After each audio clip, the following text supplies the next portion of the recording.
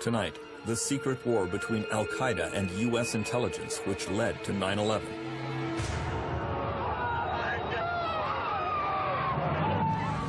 From Pakistan and Afghanistan, through the Philippines, to New York and Washington, a decade-long trail of intrigue and espionage.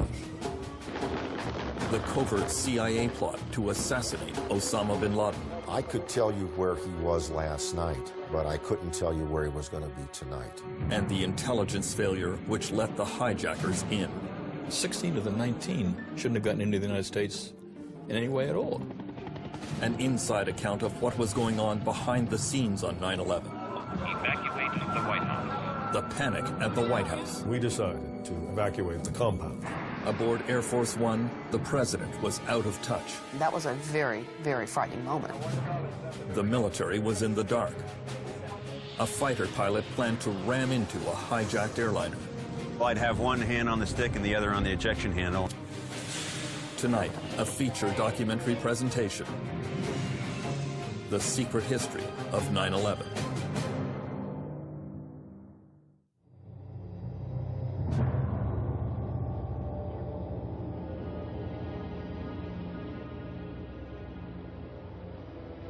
The long road to 9/11 begins 8.5 years earlier on February 26, 1993, when an unremarkable motorcade makes its way through the streets of New Jersey, just across the Hudson River from Manhattan. In the lead is a Ryder rental van.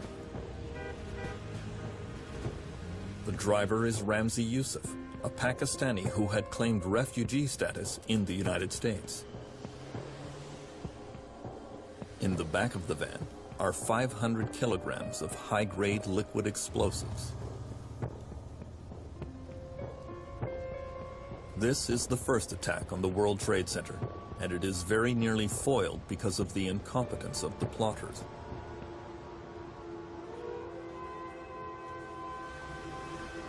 They almost run out of gas and have to stop on the way to the target.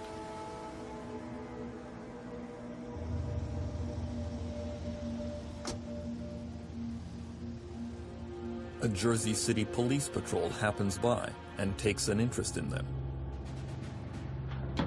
Ramzi Youssef decides to outweight the police by pretending to have engine trouble. His stalling works.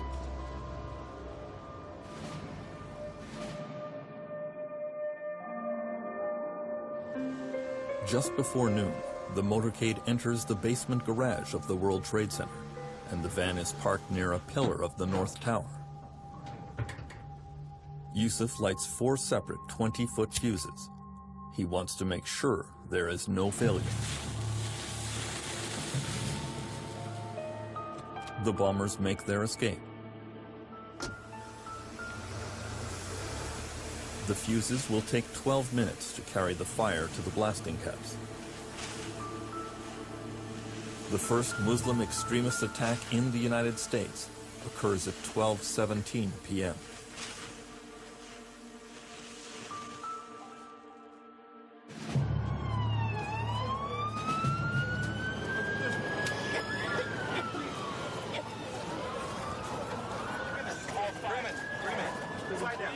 Let's go get oxygen. The conspirators had hoped to bring down the towers, but the bomb was not that powerful.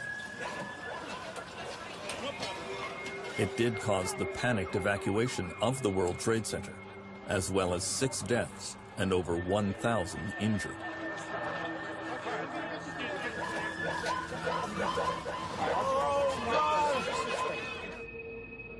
The van was quickly traced to a circle of Islamic militants who frequented a mosque in Brooklyn.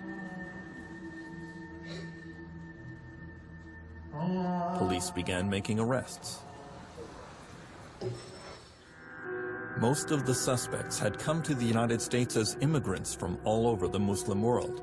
They were not previously associated with any identifiable terrorist organization. The investigation was followed closely at the White House by the man who served as head of counterterrorism in both the Clinton and Bush administrations, Richard Clark wondered if some new multinational terrorist group could be responsible. The FBI and CIA could not answer the question. And they implied that these were just people who all coincidentally hated the United States and somehow, somewhere had met and decided, let's blow up the World Trade Center. And it seemed incredible. And what we said to them at the time was, what are you telling us? This is a pickup basketball game? You know, a bunch of people who hate the United States from half dozen countries coincidentally bump into each other somewhere and you don't know where, and sit around smoking the hookah and saying, let's blow up the World Trade Center. It didn't make any sense. The FBI established that the mastermind of the World Trade Center bombing was Ramzi Youssef. Minutes after the attack, he had sent a message to the New York Times claiming the bombing was in retaliation for American support of Israel and oppression of the Palestinian people. Then he left New York on the evening flight to Pakistan. Investigators lost his trail for almost 2 years.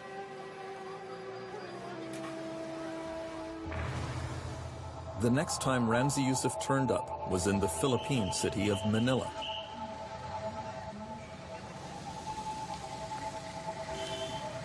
He had rented one of the Josefa apartments here on Quireno Avenue. He turned the apartment into a bomb factory. He was working on a new plan to attack the United States. He developed a nitroglycerin-type explosive that he would conceal in empty bottles of contact lens fluid. He designed a timing mechanism with Casio watches and a detonator powered by 9-volt batteries, which he hid in the heels of boots.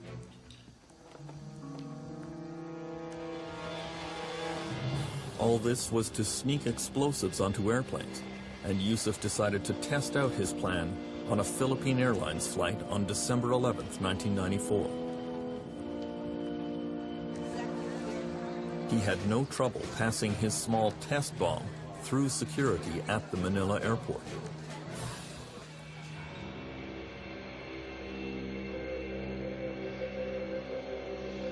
On board the flight, he slipped his bomb into a pocket under his seat. Then he got off the plane at its next stop. The flight continued on to Japan. At 11:43 a.m., just off the coast of Okinawa, the bomb exploded. Luckily, the pilots were able to make an emergency landing.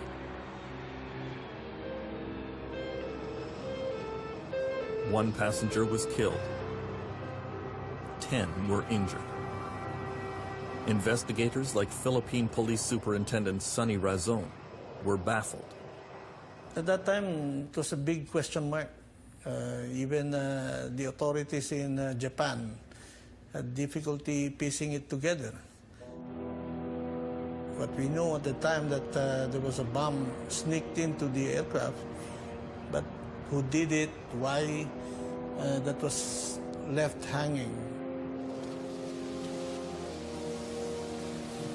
The answers soon emerged.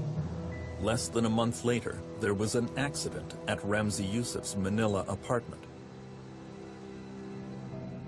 On the night of January 6, 1995, Youssef and an accomplice were mixing chemicals when they miscalculated and started a fire.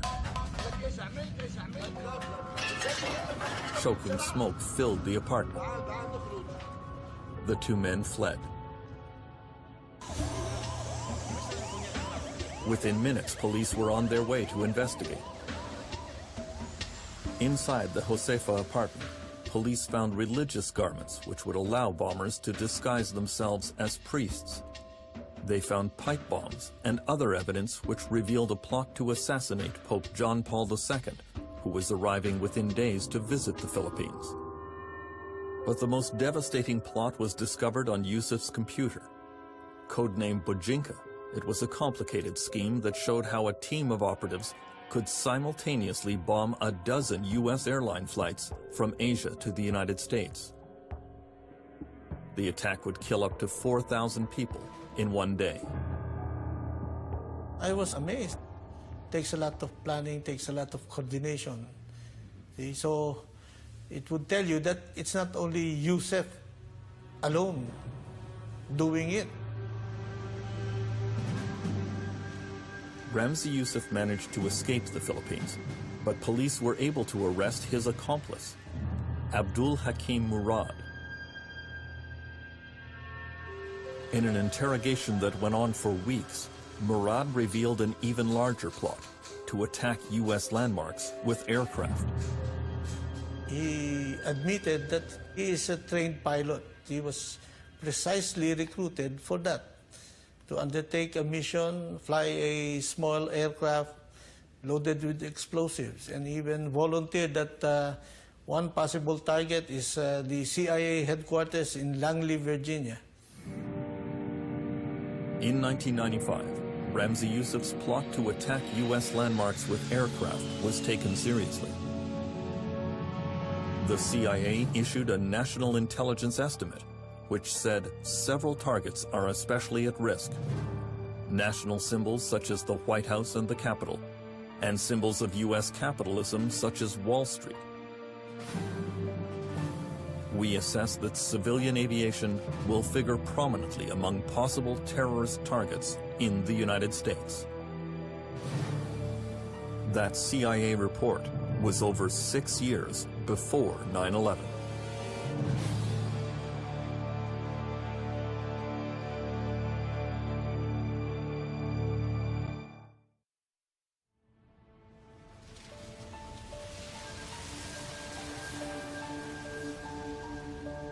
In January 1995, the investigation of the first World Trade Center attack made a major breakthrough.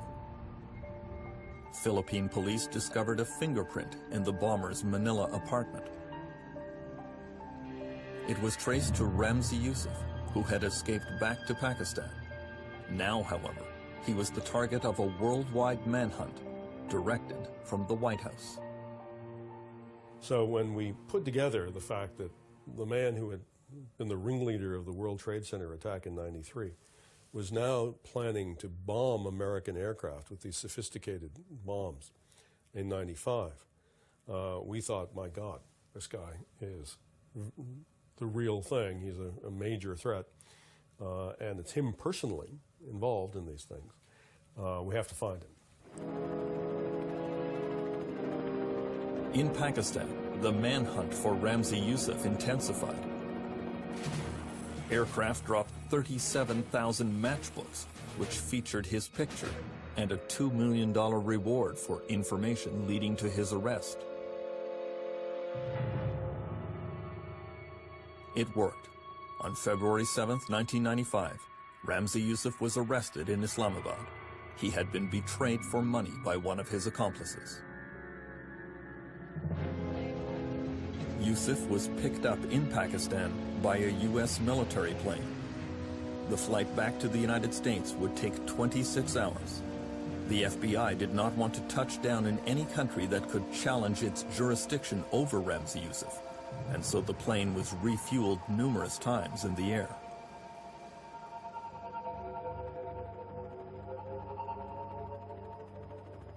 Once in New York, Yusuf was taken by helicopter into downtown Manhattan. He was in the custody of the lead FBI agent in the World Trade Center investigation, Bill Gavin. New York just looked beautiful that night. Crystal clear, crisp, lights twinkling, and of course we had him with the hood on. And as we come down the river, we took the hood off and got to about 34th Street, where the Empire State Building was out on one side. I said to him, look straight ahead, see that Ramzi? The trade centers are still standing there, aren't they? In his little accent, he said, they wouldn't be if I had enough money and enough explosives. Right up to that moment, the bravado was incredible. Yusuf was sentenced to 240 years in prison. He gave only one interview to the Arabic newspaper Al Hayat. He told correspondent Ragita Duran about a new Islamic militant group that would rise up to challenge the United States. He was speaking about a network, an international network, a network all over different countries, different nationalities. Eventually I said, my goodness, he was talking about Al-Qaeda. He was telling us a lot about Al-Qaeda. Ramzi Youssef might have given some key clues about Al-Qaeda and its intentions, but few in the U.S. government were listening. Thomas Kane, the chair of the National Commission investigating 9/11, says that American authorities made a grave mistake by not pursuing Youssef's backers. They felt they had their man. We had caught Youssef, and he was the mad bomber, as far as we were concerned. He was the one who tried to blow up, who blew up World Trade Center 1. He was the one who tried to do the Bajinka plot. He was the one who tried to get the Pope and blow him up. He was the one who wanted to get the president when he was in the middle and blow him up. I mean, this was a one-man squad to try and blow up people. But Youssef was not a one-man squad. While in prison, he made a key mistake and placed a call to his uncle, Khalid Sheikh Mohammed.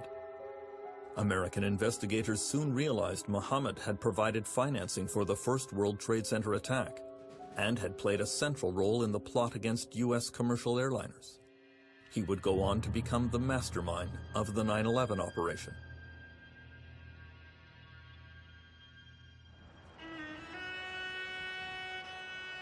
In 1995, Khalid Sheikh Mohammed had taken refuge in the Persian Gulf state of Qatar. Members of the royal family there were known supporters of Islamic militants. The U.S. government decided to try to kidnap Khalid Sheikh Mohammed and bring him back to face American justice. But Richard Clark says there was no great enthusiasm for the job.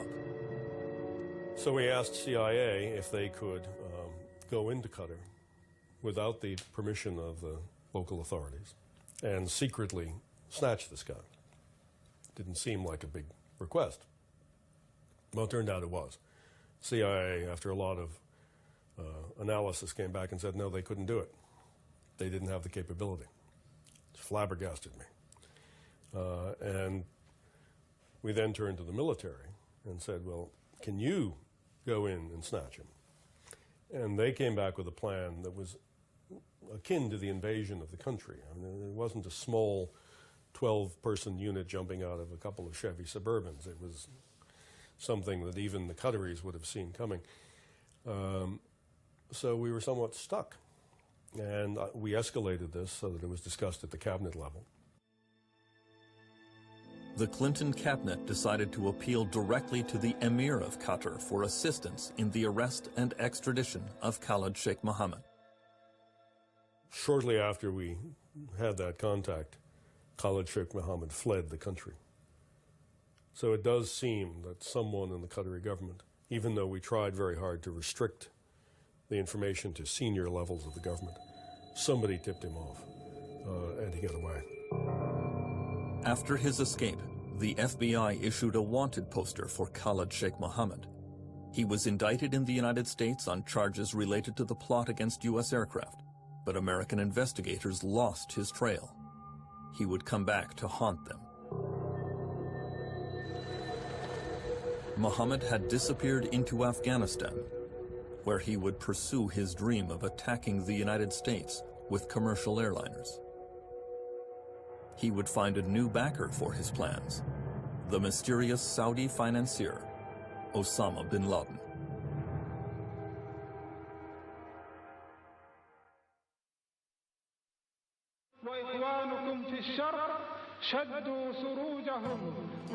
Osama bin Laden came to the attention of U.S. intelligence agencies during the investigation of the first World Trade Center bombing.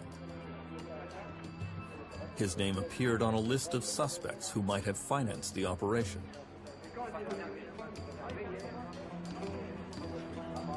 At the time, bin Laden had taken up residence in Sudan under the protection of the Islamic fundamentalist regime there.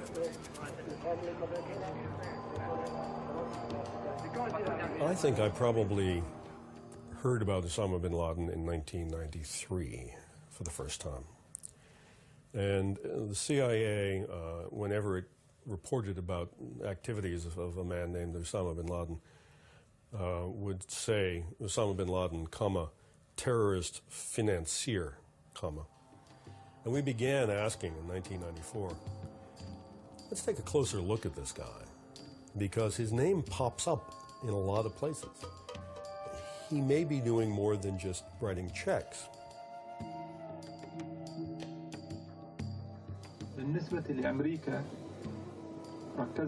By 1996, Osama bin Laden had moved to Afghanistan and called upon the Muslim world to wage war against Americans. The CIA had formed an entire unit devoted to following bin Laden and al-Qaeda. The first chief of the CIA bin Laden unit was Mike Scheuer. By the end of '96, it was apparent that bin Laden was much more than a tall Saudi spendthrift, that he was a very articulate man and a very much a odd combination of a medieval theologian and a 21st century CEO. He was someone who could manage an organization and drive it toward particular goals. In the next few years, Osama bin Laden methodically built up al-Qaeda. In 1997, he opened his training camps near Khost, Afghanistan. Mujahideen from all over the world arrived to receive elaborate military instruction.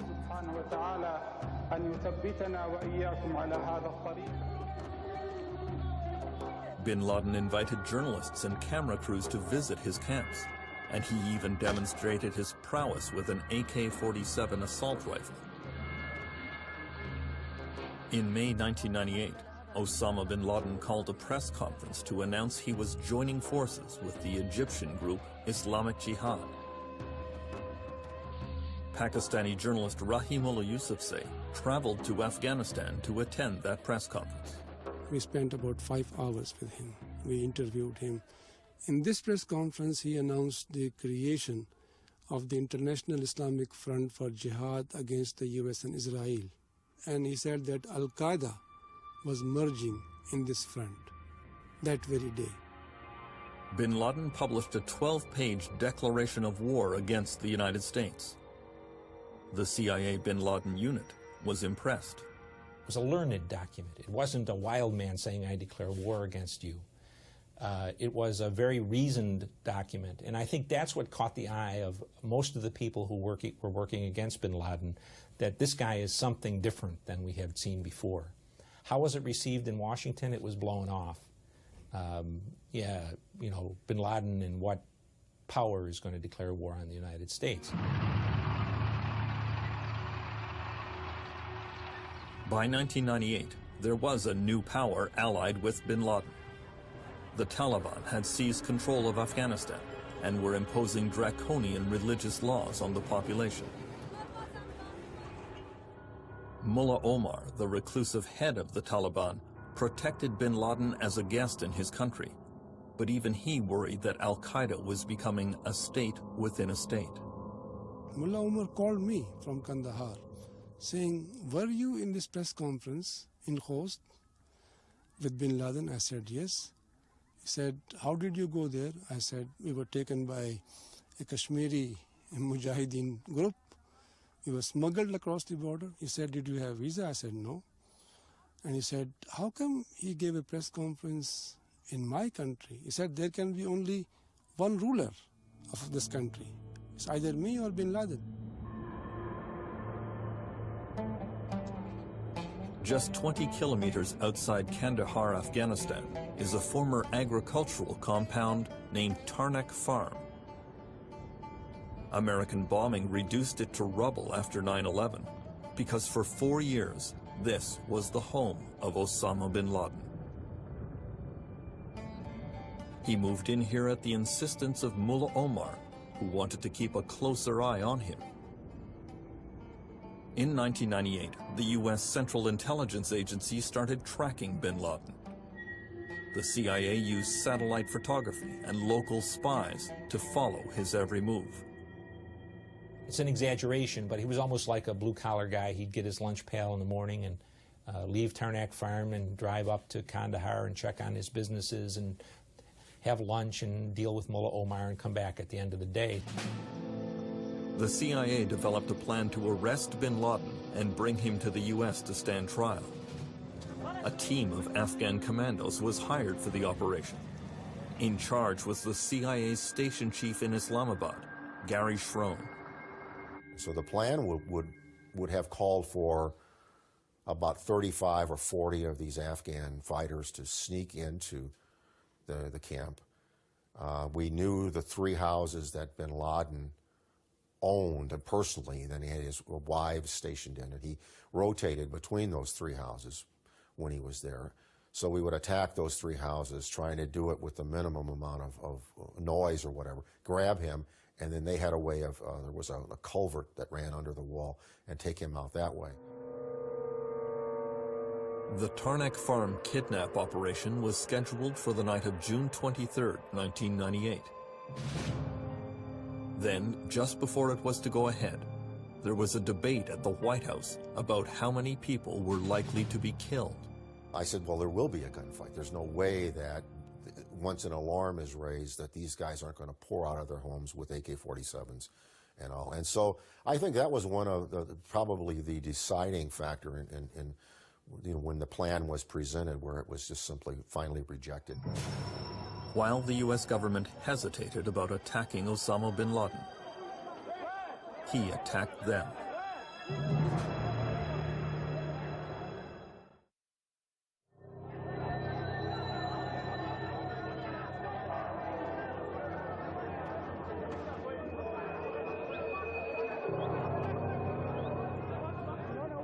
On August 7, 1998, the U.S. African embassies in Dar es Salaam and Nairobi were almost destroyed by truck bombs.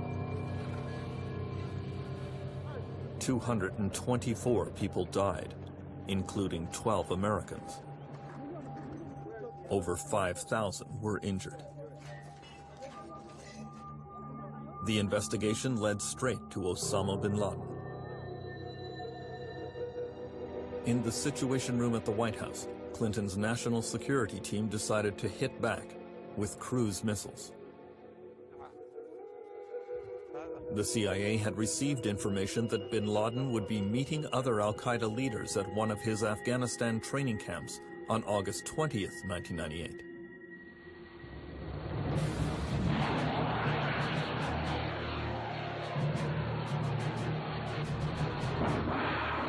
The cruise missiles fired from the Arabian Sea traveled over Pakistan and landed in the Afghan training camps. But narrowly missed bin Laden. Bill Clinton's crisis management team was disappointed, according to the president's deputy national security advisor, James Steinberg. We had hoped, and there was some reason to think that bin Laden might be there, and he wasn't at the time of the attack. And so it is a reminder that this is a very, very difficult thing to do, and that there's, as people have correctly said, there's a limited effectiveness to this particular tactic in dealing with this kind of problem. Cruise missiles are not well designed to deal with this kind of threat. After the failure of the cruise missile attack, President Clinton reversed his position and authorized the CIA to kidnap Osama bin Laden. But now it would be more difficult. He was no longer the blue-collar guy in the lunch bucket. He was moving at different times of the day in different vehicles.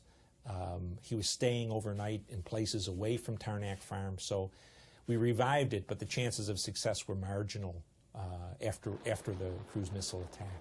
I could tell you where he was last night, but I couldn't tell you where he was going to be tonight. And that was every day it was like that. So you couldn't get ahead of him. You couldn't get our guys out in front of him. We were always trailing about a half a day behind. In late December 1998, CIA field agents were finally able to get ahead of Osama bin Laden. They received a tip that he would be coming to visit Kandahar. He would be staying overnight here at the governor's mansion. American ships in the Arabian Sea prepared their cruise missiles to strike the governor's mansion. CIA agent Gary Schroen emailed headquarters, "Hit him tonight. We may not get another chance." At the White House, the military doubted the intelligence and estimated that a cruise missile strike would kill or injure over 200 people. In the end, the attack was canceled. It struck me as rather insane, frankly. They decided not to attack bin Laden because he was in a building in fairly close proximity to a mosque, and they were afraid that some of the shrapnel was going to hit the mosque and somehow offend the Muslim world, and so they decided not to shoot on that occasion. And that's the kind of reason for not shooting that the policymaker, anyway, came up with endlessly. You raise your right hand, and I put you under arrest. The missed opportunities to capture or kill Osama bin Laden in the 1990s were a key topic in the investigations of the 9/11 Commission. Vice Chair Lee Hamilton defends the policymakers at the Clinton White House. There's always the question that arises, who else you're going to kill? If they're with other people, what's the collateral damage going to be? How many women and children are going to die? How many innocent people are going to die? And those are decisions that a political leader they have to wrestle with those. The Clinton administration's last good chance to kill Osama bin Laden was at a falcon hunting camp in southern Afghanistan in 1999. Falcon hunting is wildly popular with the ultra-rich throughout the Arab world.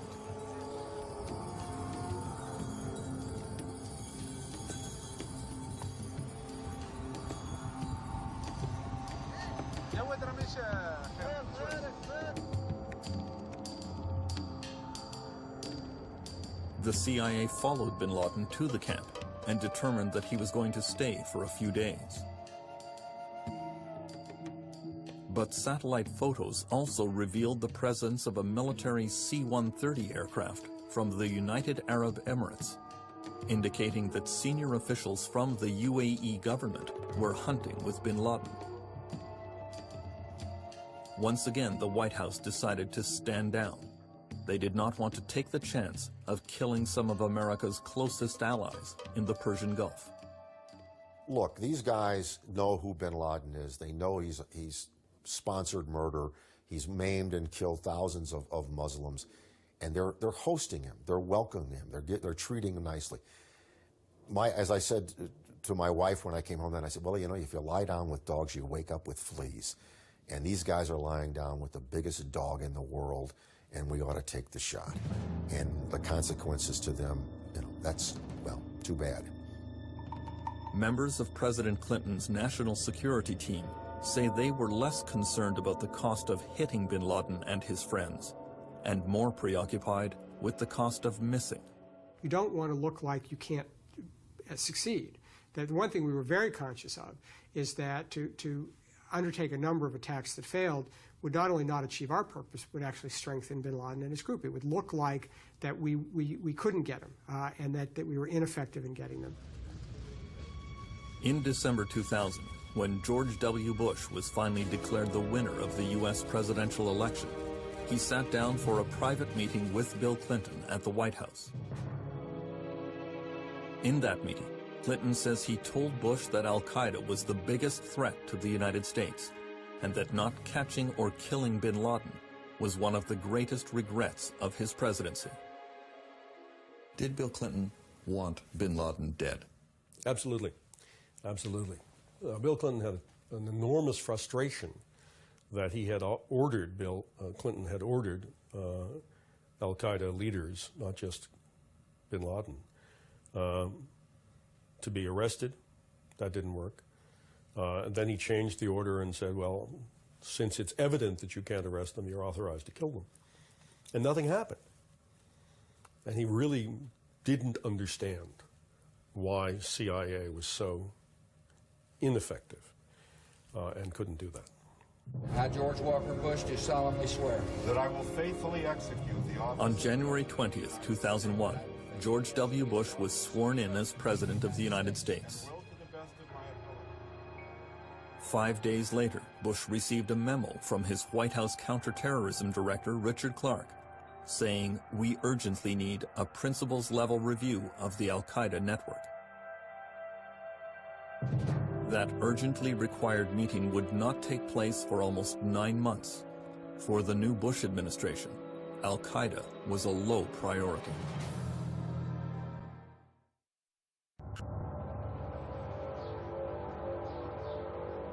In the months leading up to 9/11, while the White House and the CIA were not paying much attention, Osama bin Laden pressed ahead with his preparations to attack the United States.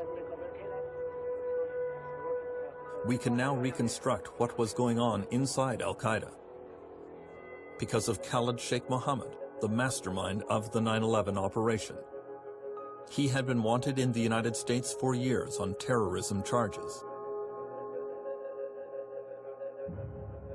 Arrested in 2003, Mohammed became a key source of information for the 9/11 Commission. Khalid Sheikh Mohammed, he's the one who really got the plot going, originated the plot, talked about how to hire the hijackers and all of that. So he knows more about it than anybody else who's still alive.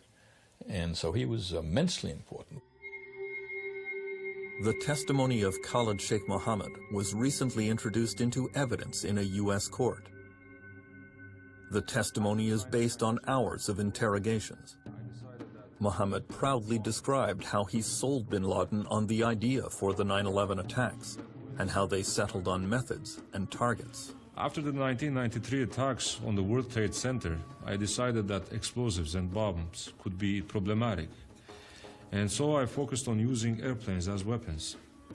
The most attractive targets were high buildings, both for the relative ease of targeting as well as for the symbolic impact. Bin Laden expressed his desire to simultaneously hit the Pentagon, the White House, and the United States Capitol building.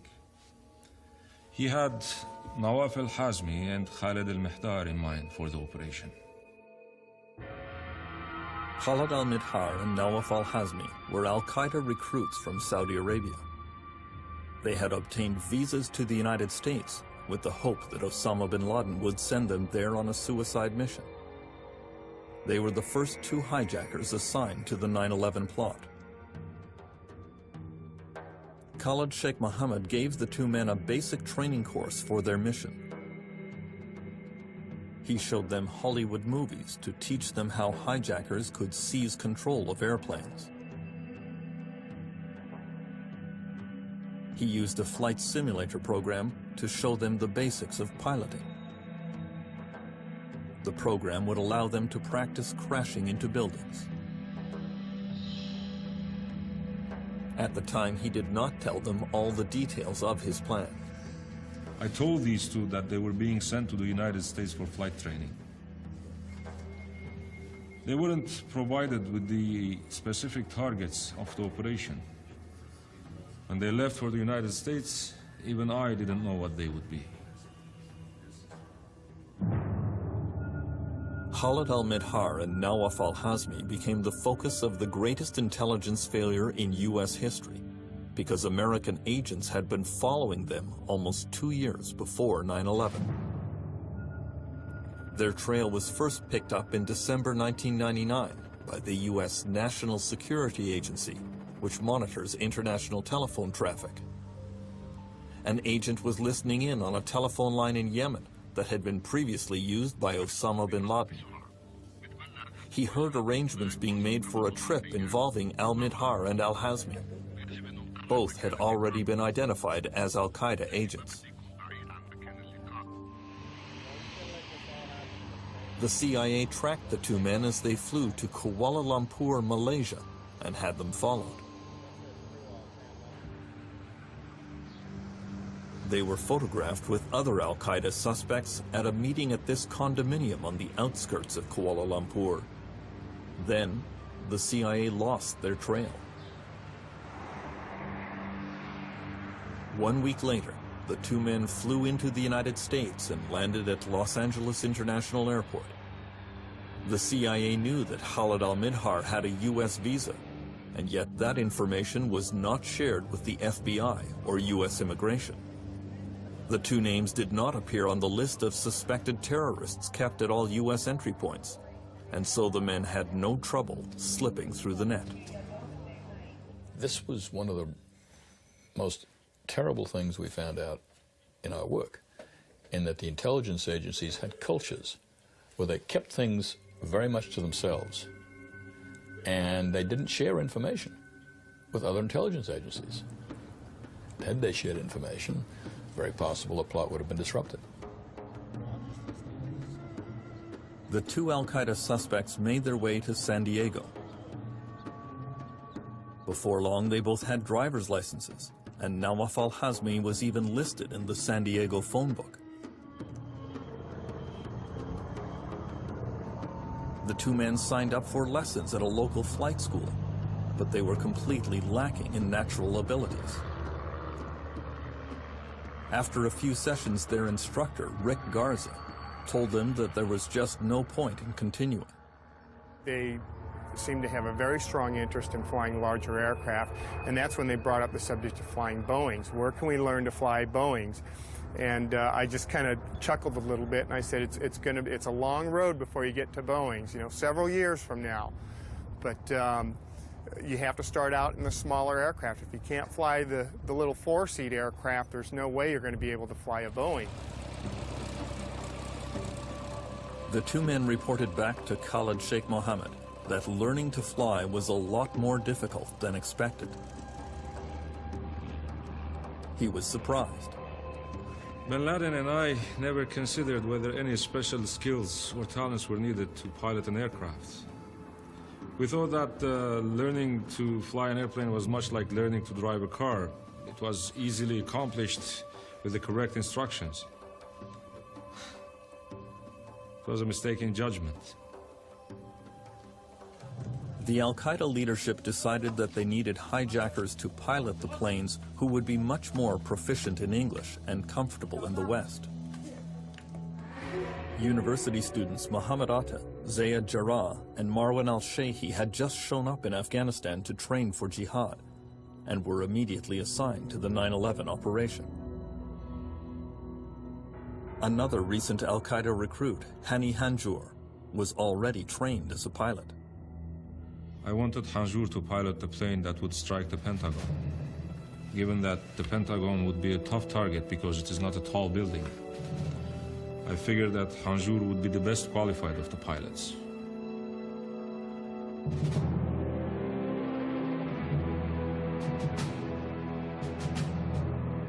While al-Qaeda was relentlessly pushing forward with the 9/11 plot, U.S. intelligence found a new weapon in its secret war against Osama bin Laden.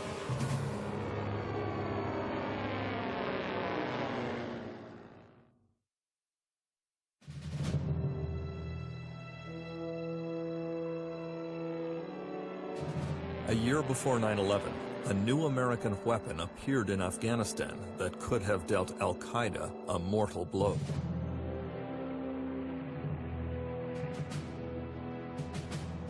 The Predator was an unmanned aircraft, remotely piloted by CIA technicians in neighboring countries, or even back in the United States.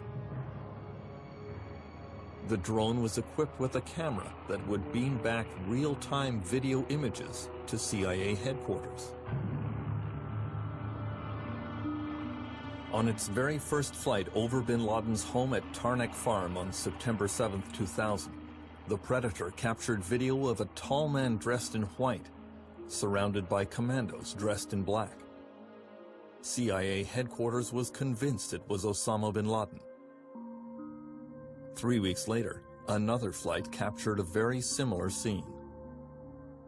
I was able to see the film at headquarters after the fact, and so it was a great step forward. And then there was a lot of talk about arming the Predator so that we could actually launch missiles, against a target once we spotted it. And that took a while to develop that capability. As work proceeded on arming the Predator with Hellfire missiles, the new weapon became the focus of infighting in Washington.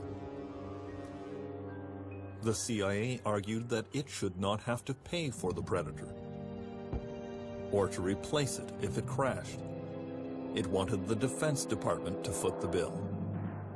At the White House, Richard Clarke reacted with a blistering memo. He wrote, "Either al-Qaeda is a threat worth acting against or it is not. CIA leadership has to decide which it is and cease these bipolar mood swings." Clarke knew, however, that he was now widely dismissed as being obsessive about Osama bin Laden. Now, an awful lot of people looked at bin Laden and said, well, you know, he really hasn't done that much. Prior to 9/11, people thought that. You know, they said, well, on one day he attacked 2 embassies and 17 Americans were killed. And on another day he attacked a U.S. destroyer and 19 Americans were killed. But all told, the number of Americans killed by bin Laden was, you know, less than 50 over the course of a decade. And some people said, you know, 50 Americans die every time we have a 3-day weekend in holiday crashes. Get a grip, Dick. Get perspective. It's not a big threat. Meanwhile, in Afghanistan, Osama bin Laden took a personal role in training the men who would become the so-called muscle hijackers on 9/11, the men who would storm the cockpit and control the passengers. We instructed the muscle hijackers to focus on seizing the cockpit first, and then worry about seizing control over the rest of the plane. They did not learn the full details of the operation, including the fact that the planes they hijacked would be flown into buildings until they reached the United States in the spring and summer of 2001. The muscle hijackers began arriving in the United States. Many of them were allowed through immigration, despite incomplete travel documents that should have kept them out. 16 of the 19 shouldn't have gotten into the United States in any way at all, because there was something wrong with their visas, something wrong with their passports. They should simply have been stopped at the border. That was 16 of the 19. Obviously, if even half of those people had been stopped, it never would have been a plot. In the spring and summer of 2001, U.S. intelligence began hearing chatter about the 9/11 plot. A CIA informant reported that Osama bin Laden was interested in using commercial pilots as terrorists. On June 22nd, the Federal Aviation Administration issued a bulletin to airlines warning of a possible hijacking plot by Islamic terrorists. On June 25th, there was a threat advisory to all government agencies warning about the high probability of imminent spectacular terrorist attack by al-Qaeda. The Deputy Secretary of State saw all of those warnings. Richard Armitage. There were a lot of reports in the early summer of 2001 that the terrorists were planning something. It was unknown. There was one speculation that airplanes could be used. And I remember George Tenet, the then director of CIA, running around town pounding on desks saying, something's going to happen. I don't know when and where, but it's going to happen. Perhaps the biggest warning came directly to the president. On August 6, 2001, while on vacation in Crawford, Texas, George Bush was given his presidential daily brief. The headline is stark: Bin Laden determined to strike in U.S. The document suggested al-Qaeda would follow the example of World Trade Center bomber Ramzi Yousef and bring the fighting to America. It highlighted patterns of suspicious activity in this country, consistent with preparations for hijackings or other types of attacks. But no action was taken. In that fateful summer of 2001, Counterterrorism Director Richard Clarke decided he had had enough. He asked to be reassigned. So I thought, you know, maybe they're right, that it looks like I am Captain Ahab going after the white whale. And maybe if somebody else were in this job and came to the same conclusion that al-Qaeda was a major threat, then maybe they'd believe them. In August 2001, the CIA finally shared some key intelligence that could have prevented the 9/11 attack. The CIA told the FBI that Nawaf al-Hazmi and Khalid al-Midhar were al-Qaeda agents with U.S. visas and should be tracked down. Unfortunately, the FBI request to find the two was labeled routine, giving the searchers 30 days to respond. The information on the two in Los Angeles came too little, too late. There was no great sense of urgency here that an attack was imminent, and we just didn't proceed as urgently as we should have. FBI headquarters finally took notice that the two al-Qaeda suspects had flown into Los Angeles 18 months earlier. And so this cable was sent to the FBI office in LA asking for their help in tracking al-Midhar and al-Hazmi. The cable is dated September 10th, 2001.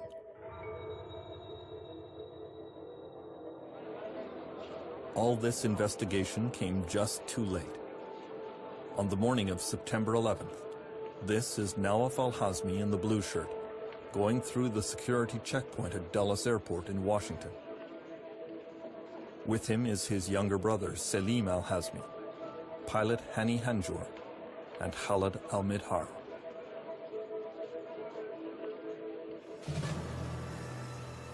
They are boarding American Airlines Flight 77, the plane they would soon hijack and crash into the Pentagon. The intelligence failure was now complete, and the most devastating terrorist attack in U.S. history was underway.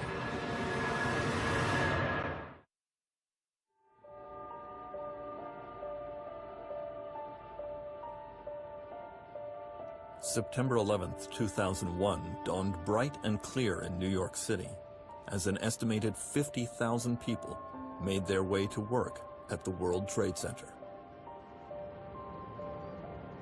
It was a beautiful day, too, in Boston, where American Airlines Flight 11 took off from Logan Airport at 7:59 a.m.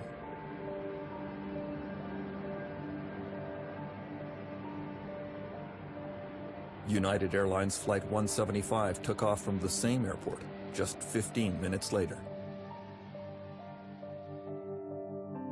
At that exact moment, 8:14 a.m., the al-Qaeda hijackers took control of the first plane, American 11. The first notification of the hijacking came from flight attendant Betty Ong, who phoned in the news to American Airlines at 8:19. Okay, my name is Betty Ong. I'm number 3 on flight 11. Okay. And the cockpit is not answering their phone. And there's somebody staffed in business class, and we can't breathe in business class. Somebody's got mace or something. We can't breathe. I don't know. I think we're getting hijacked.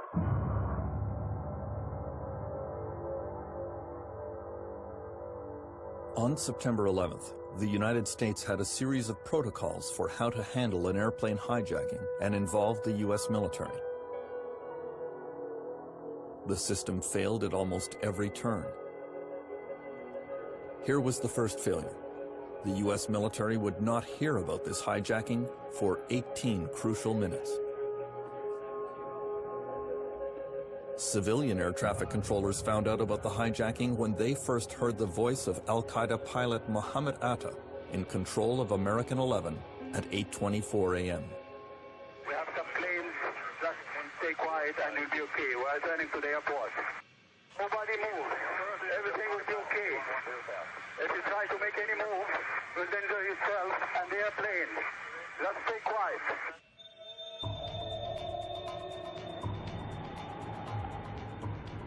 At 8:27 a.m., American 11 made a sharp turn to the south, heading for New York City. It took another 10 minutes before air traffic controllers in Boston finally notified the military. The Northeast Air Defense Sector in Rome, New York, happened to be in the middle of an exercise. Hi, Boston Center, Team U. We have a problem here. We have a hijacked aircraft headed towards New York, and we need you guys we need someone to scramble some F-16s or something up there to help us out. Is this real world or exercise? No, this is not an exercise manifest. The U.S. military immediately called on the nearest fighter pilots to help out. At Otis Air Force Base in Cape Cod, Timothy Duffy and Daniel Nash were on call. We got a phone call at 8:37, gave us a heads up that there was a possible hijacking.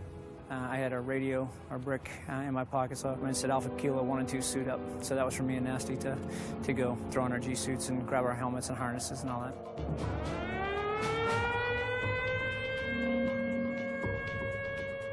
The horn goes off, lights go off, and we start going through the scramble procedures. It took several key minutes for the pilots to get into their jets. On the tarmac, a supervisor briefed them on the target. He filled me in on where we were as far as the American flight, being a 767 on its way to California. It was a suspected hijack, and he said, looks like the real thing, go.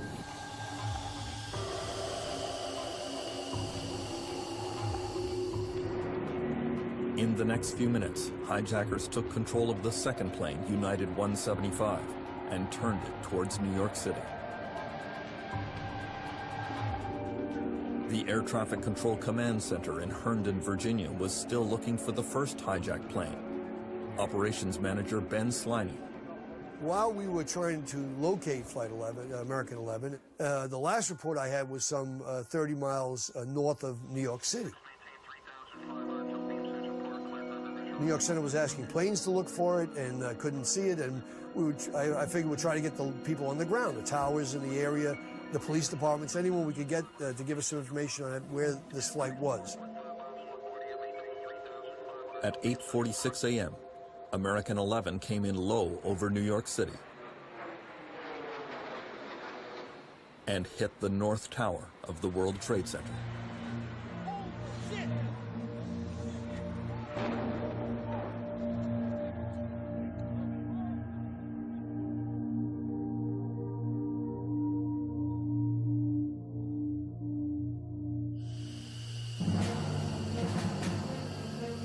The fighter jets from Otis Air Force Base were not even in the area.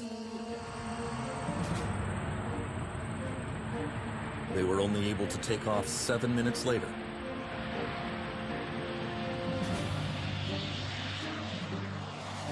It would take them 32 minutes to reach New York. They're heading right down Long Island, basically, just offset a little bit over the water.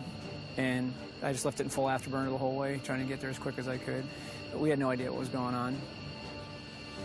Just in, you were looking at obviously a very disturbing live shot there. That is the World Trade Center, and we have unconfirmed reports this morning that a plane has crashed into one of the towers of the World Trade Center. CNN Center right now is just 3 minutes after impact. CNN was broadcasting video of the hole in the North Tower. Clearly something.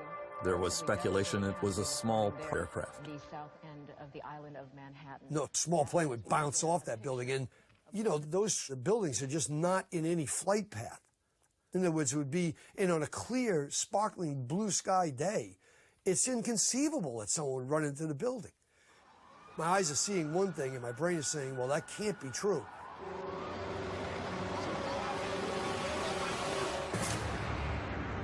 It was only at 8:55 a.m. that New York Air Traffic Control realized that the second aircraft had been hijacked. They phoned in a warning to the Air Traffic Control Command Center. Confusion reigned.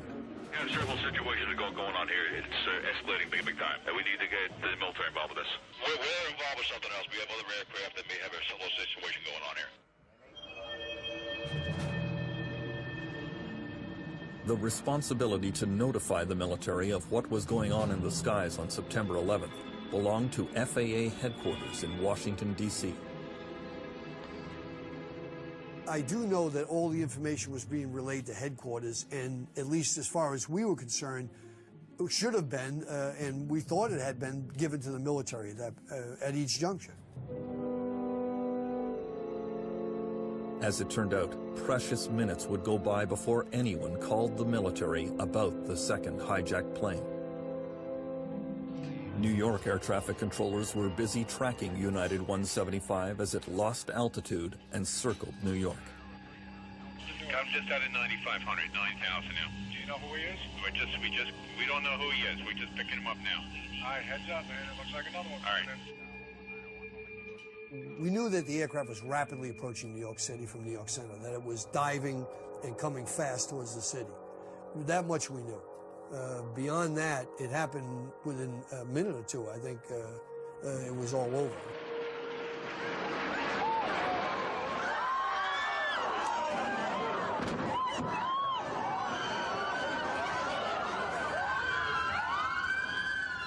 The military only learned about the second hijacked aircraft at the very moment it crashed into the south tower of the World Trade Center at 9:03 a.m. The nearest jet fighters were still a long way off.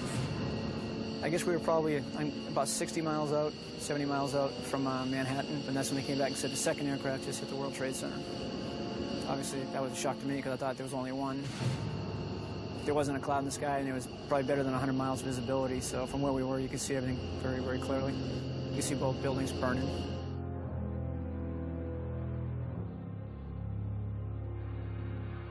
Officers at the Northeast Air Defense Sector had still not heard from FAA headquarters. At 9:08 a.m., Mission Crew Commander Kevin Nasipany began improvising the air defense of North America. This is what I foresee that we probably need to do. We need to talk to FAA. We need to tell them if this stuff's going to keep on going, we need to take those fighters, put them over Manhattan. That's the best thing. That's the best play right now. There were a lot of things going through my mind, whether I was going to have to force aircraft down, was I going to have to shoot it down. My whole goal is to stop what was happening. People lose track of how much chaos there was. We were in a situation that was just a mess, you know, and we were trying to get our arms around it a little bit. The chaos on 9/11 was not just in the sky. Some of the worst confusion was around the president.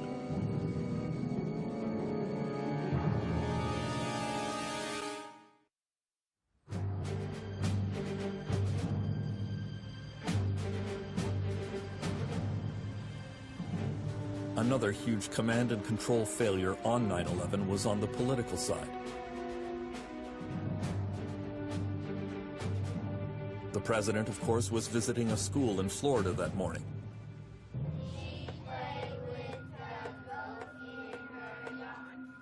After hearing about the first crash into the World Trade Center, he insisted on carrying on with his planned activities.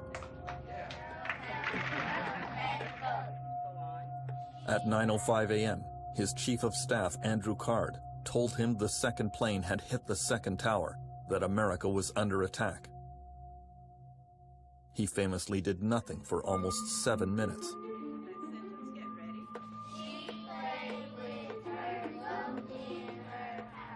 He later said he was trying to project an image of calm.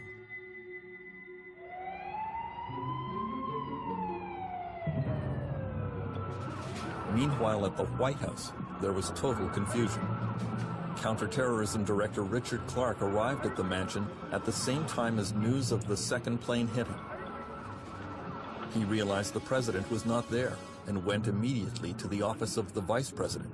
The vice president asked, "What do you think's going on?" And I said, "It's pretty clear to me when two buildings get hit simultaneously, more or less simultaneously, by two large aircraft. This is a terrorist attack, which means it's Al-Qaeda, because no other terrorist organization has that kind of capability and intent." I also suggested to him it wasn't over, and the president was 1,000 miles away.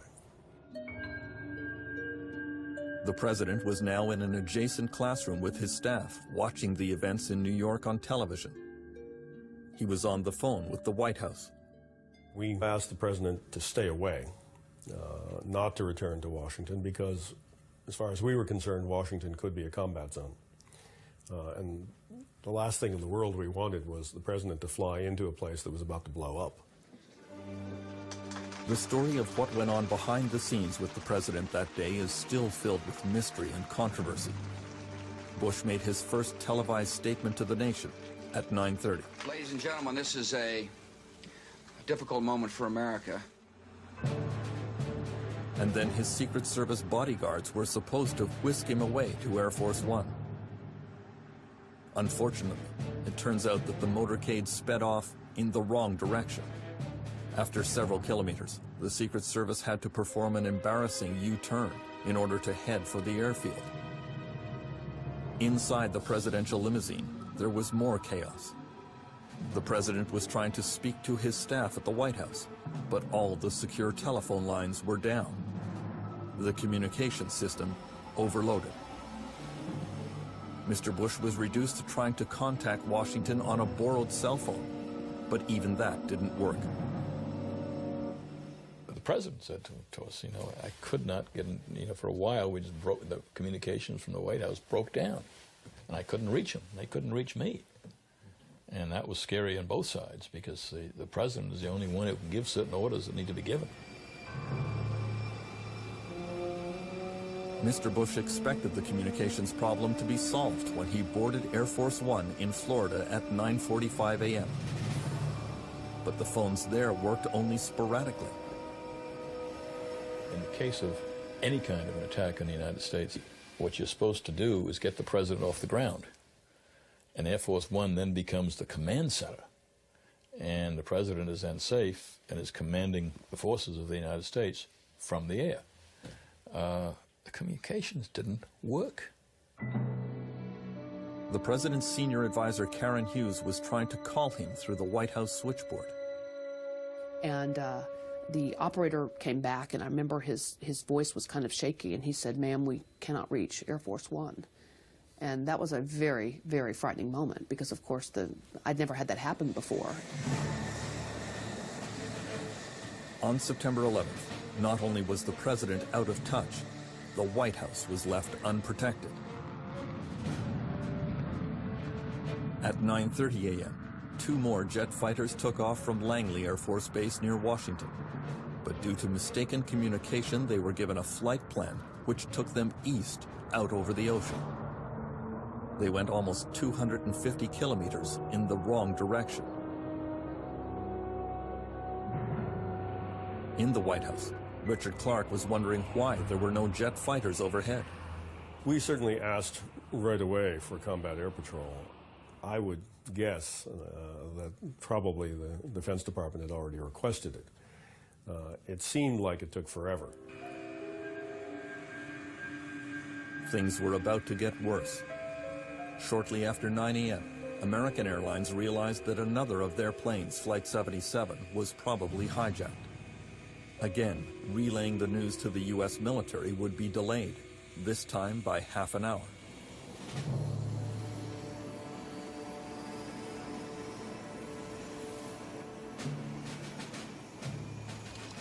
Lieutenant Colonel Steve O'Brien of the Minnesota Air National Guard happened to be in the Washington area that day. He took off from Andrews Air Force Base at 9:30 in a C-130 cargo plane.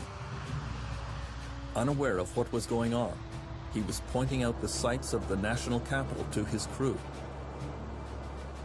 Then air traffic controllers asked him to look out for the American Airlines plane. In fact, the hijacked aircraft was about to collide with him. At that time, we had been converging to the point where he had started to roll up into about a 45-degree bank turn and was almost filling up our entire windscreen. It was fairly close. I'd say, within a half mile or so. Then maybe 5-10 seconds later, they came back and asked us if we still had them in sight, and if we did, they'd like us to follow the aircraft. And that was strange, because I've never, in 20-some years of flying, have I been asked to follow an aircraft, especially a commercial aircraft.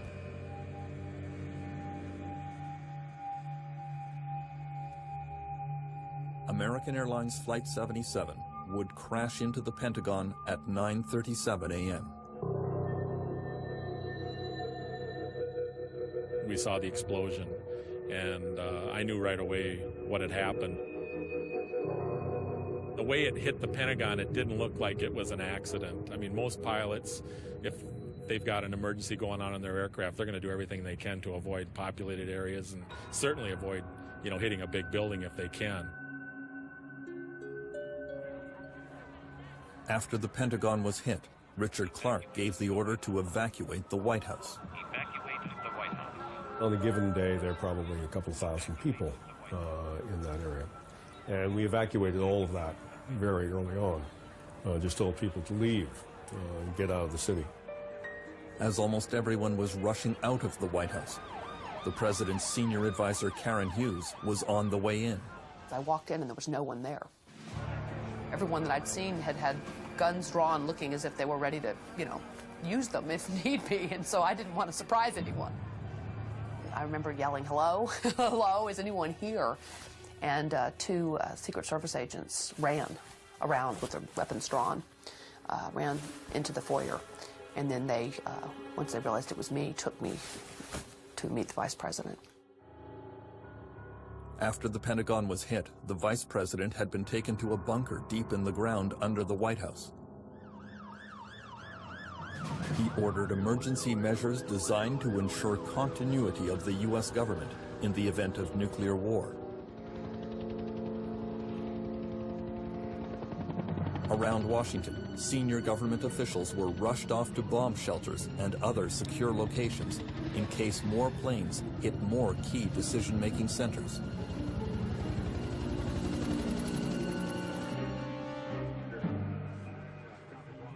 At 9:42 a.m., the senior air traffic controller in the United States ordered that all planes land immediately at the nearest airport, a high-risk procedure that had never been attempted. Someone did say, you know, are you sure you want to do that? But at that point, I knew that's what I wanted to do. And I felt we had to do something to change the texture of the whole thing occurring. And at least this would separate the good guys from the bad. And what was left up there would have the military to deal with. But the military had no plan to deal with the last hijacked flight on September 11th.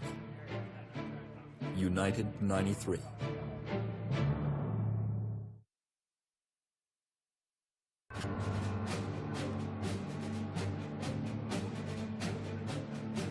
At 9:23 a.m. on 9/11, an alert flight dispatcher at United Airlines had sent out a text warning to his airline crews. Beware any cockpit intrusion. 2 aircraft hit World Trade Center.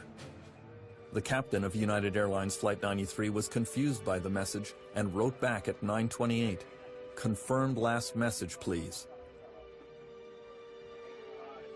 Apparently, he did not secure his cockpit, because 2 minutes later, his radio was transmitting the sound of the hijackers attacking.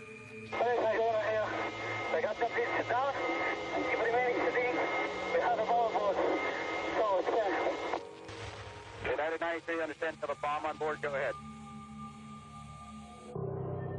Air traffic controllers realized immediately that United 93 had been hijacked, but again, incredibly, no one advised the military. United 93 turned and aimed at Washington. One of the aircraft that looked like it was hijacked appeared to be heading on a line toward Washington. And so the meeting was being interrupted every few minutes with word of where that aircraft was and how far out it was. And it really did look at one point as though an aircraft was coming straight to the city. FAA headquarters officials were supposed to notify the military, but staff members there were recorded dithering about the hijacked United flight. They're pulling Jeff away to go talk about United 93. Do we want to think about scrambling aircraft? Oh, God, I don't know. That's a decision somebody's going to have to make probably in the next 10 minutes. You know, everybody just left the room. Apparently, there was only one person at FAA headquarters who was authorized to call in the military. Ben Sliney was told that no one could find that person. I said something like, well, I mean, that's incredible. There's only one person. There must be someone designated that, or someone who will assume the responsibility of issuing an order. We were becoming frustrated in our attempts to get some information on what was the military response.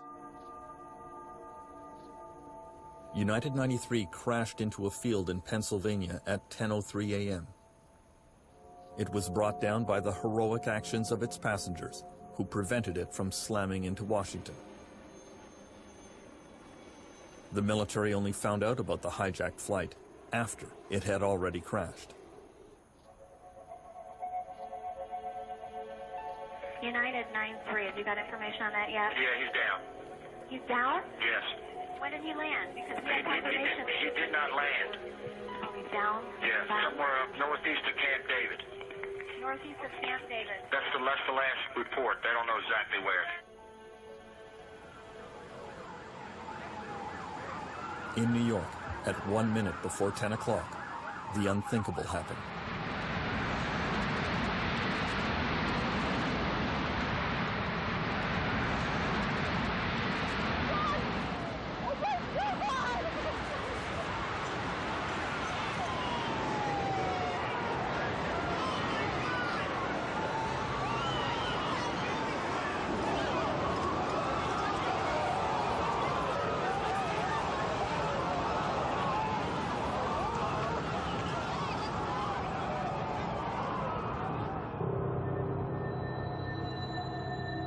After the first tower collapsed, Timothy Duffy was asked to fly over and have a close look at the second tower. So I told him I'm going to take a look at it from above. So I flew kind of right up over the top of it and just banked the plane up so I could look down and see it. You know, it looked really good to me. You know, I was looking at it, looked straight up and down, no problems, no leaning or twisted in any kind. And I was literally just getting ready to key the mic saying, I think you can save it. As I was looking at the roof, it was just a perfect square. It just started getting smaller. And, you know, for a few seconds, I really didn't know what I was looking at because I didn't have anything to, you know, to put it in proper perspective until I saw the plume coming out of the bottom and I realized it was falling away from me. Oh, my God!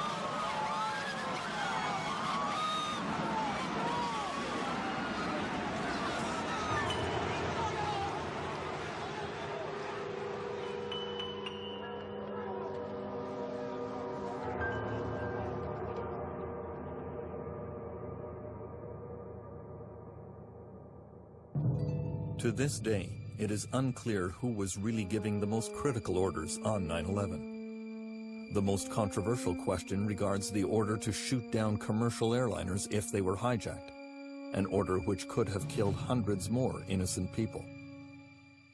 The 9/11 commissioners have suggested that the president and the vice president have not been forthcoming about that issue, and that the truth has yet to be revealed. The record shows that between 10:10 and 10:15 in the White House bunker, the vice president was asked if military pilots could shoot down any hijacked aircraft headed for Washington. He immediately gave the order. The problem is that only the president had the authority to do so. Later, both Mr. Bush and Mr. Cheney claimed to the 9/11 Commission that the president actually gave the shoot-down order about 15 minutes earlier, but the White House call records do not support their claim. Is it clear to you who gave that order? No, it is not clear to me who gave that order. And why? How is it we don't know that? Because the principals haven't said. The president and the vice president are the only ones that can clarify that completely, and we just don't know what happened there. The other astonishing fact about the shoot-down order is that it was never relayed to the fighter pilots who might have carried it out. No, we never got the order. What we were told is you can expect to shoot down the next hijack track. It was kind of informational only. There was no order, no authentication, nothing even remotely close to what would be required to fire on a plane. The idea that the President of the United States can have an order and the Air Force doesn't get it, that's serious stuff. There is one pilot who received a shoot-down order, but he was not in a position to execute it. Mark Saskill flies out of Andrews Air Force Base, just a few kilometers from the White House. He received the order not through the proper military channels, but directly from the Secret Service in the White House bunker with the Vice President. Desperate to get some protection over Washington, he took off in the only jet available, which was unarmed. If he encountered a hijacked aircraft, his plan was to ram it with his F-16 and try to eject at the last minute.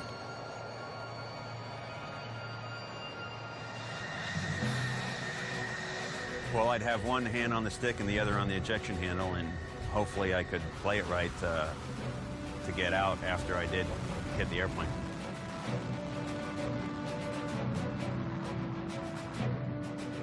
Basically, I'd try and swing my wing into his, again, knock the engine pod off, or cut the wing if I could get going fast enough.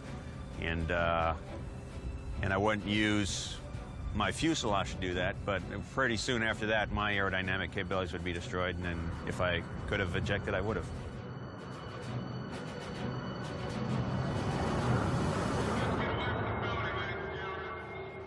In Washington, government workers were told to go home.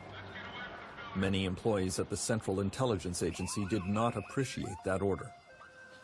And when there's a crisis, an embassy is attacked or whatever, there's rioting, we go out and seek the crisis. We don't run away from it.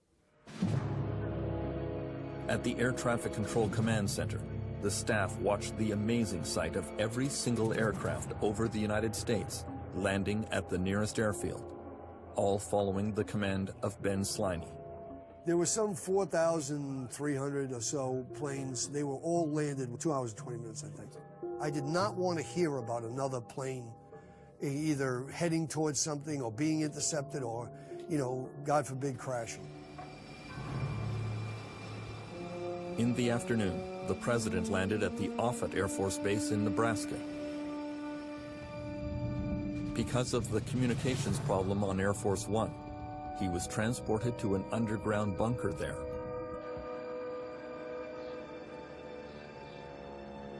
Just before 3 p.m., Mr. Bush began a teleconference with the White House and the Pentagon. As soon as he sat down, he said, "I'm returning to Washington." And we said, "No." Well, I think the vice president first said, "No, that's not a good idea." He said, "Look, I am returning to Washington. I've decided. Air Force One is out there getting refueled. When it's ready, I'm coming back. So you've got however long that takes to tell me what's going on." Late in the day, when the president finally returned to Washington, he found out about the intelligence failure that led to 9/11, and he set the United States on a path to war.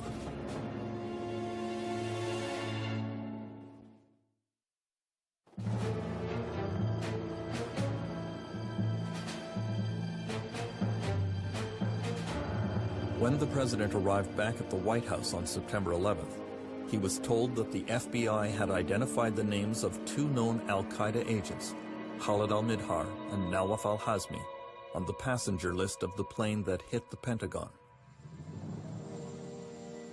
Now, the president became aware that night that there had been a mistake involving CIA and FBI and their sharing of information. He had the same attitude that I did, which was outrage. I was flabbergasted. I couldn't imagine that the FBI knew the names of people in this country who were al-Qaeda. And yet these people were allowed to get on airplanes under those names, not using false identity. I was just mind-boggled. Why hadn't the FBI told the Transportation Department that they were looking for these people? Why weren't they on the do not board list? Well, on 9/11, that wasn't the day or the time to spend a lot of effort trying to answer that question. That same afternoon, Ben Sliney discovered that FAA headquarters had issued a terrorist hijack alert 3 months earlier. He was shocked. That hijack alert wasn't transmitted to air traffic control. That hijack alert was transmitted to airlines. And I say with dismay because I think we would have reacted, I believe in my heart we would have reacted so much quicker to that. You would have had 16,000 sets of ears and eyes and very inquisitive minds looking at everything that could possibly be suspicious with that type of information in our heads. On the evening of September 11th, Richard Clark drove home through the deserted streets of Washington. He stopped and gazed at the smoldering Pentagon. It's sort of the kind of hockey game where if the other team scores 1 goal, you've lost the game. And when they launched that attack on September 11th, we all felt that they had won, and we had lost. It used to be that America felt our oceans protected us, that we were somehow a little less vulnerable to perhaps those type of attacks than other countries across the world. But at that day, our entire view of America's security changed, and it caused our national security team and the president to reevaluate America's security in light of this very different threat in the world.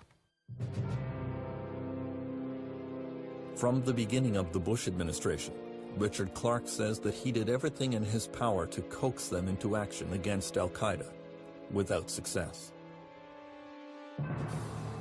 In the 24 hours following 9/11, the Bush team was ready to go to war, but Mr. Clark says they picked the wrong target. Well, in meetings on September 11th and on September 12th, the Defense Department officials, including Secretary Rumsfeld, began talking about the need to attack Iraq. I first thought they were kidding, and it became clear they weren't.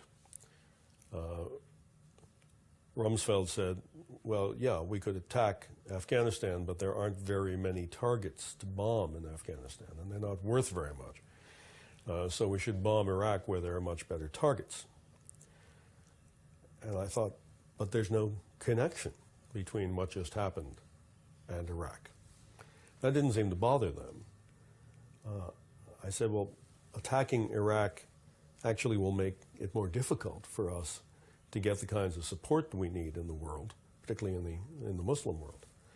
That didn't seem to bother them. Secretary Powell tried to have a restraining influence on this discussion. Secretary Powell said, look, the world is not going to understand if we don't go after Afghanistan. That's where the attack of September 11th was launched from. So reluctantly, during the course of the week, the Defense Department came around to a consensus, and the consensus was called Afghanistan First. And that's what the President approved, an Afghanistan First policy. It was very clear what was second, and what was second was Iraq. There has been a lot of controversy about the Bush administration's truthfulness about 9/11.